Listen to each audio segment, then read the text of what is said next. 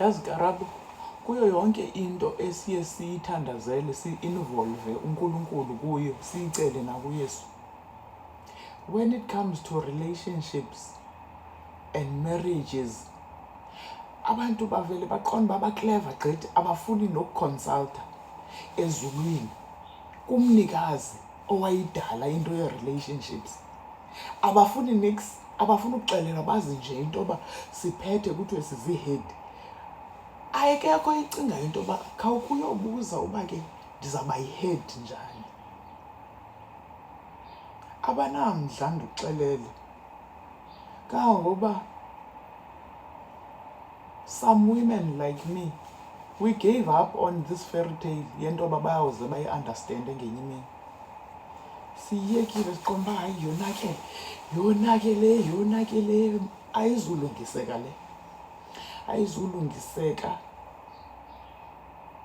Ayizulungiseka le.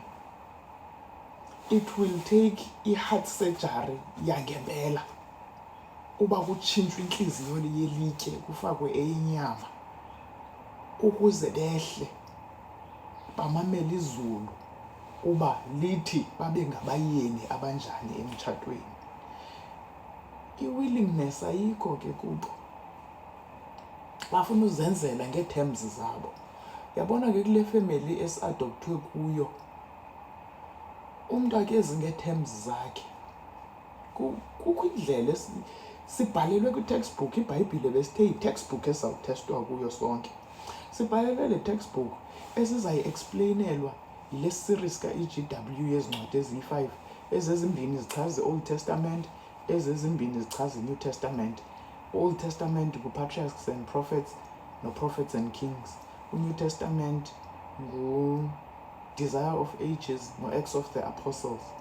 Awusanyanzelekanga nozifunda zonke cover to cover. Just take first 5 chapters on each book, uzaluconnect ibali uba awungumntu enexesha. Umamele nee-audio zakhona, download i-app, umamele ne-audio yakhona and connect the dots. Guys, siziyekile ii-terms zethu ngoku. Yisizini yobe senza i-heart surgery lesikuyo. Ukhupha inhliziyo yelitye ufaka eyenyama so that sizomva uba wayesithini. iBhayibhile isisumarizele kakuhle le information, but ke ngoku ii-dots zethu asikaziboni uba saziconnecta kanjani. Siyaconnecta ke ngoku le account. It will help us connect all these dots. Asizuya ezulwini ngee-terms zethu, sizawuya ngokubona umzekelo uYesu Kristu weza wazosibonisa wona apha emhlabeni. Ngaske singayicelela loo nto ukuthi uba ke help us and make us willing to hear what you have to say. Help us be willing uba uyenze le heart surgery, uyikhuphe le nhliziyo sizokuva uba uthini, sizoba ready.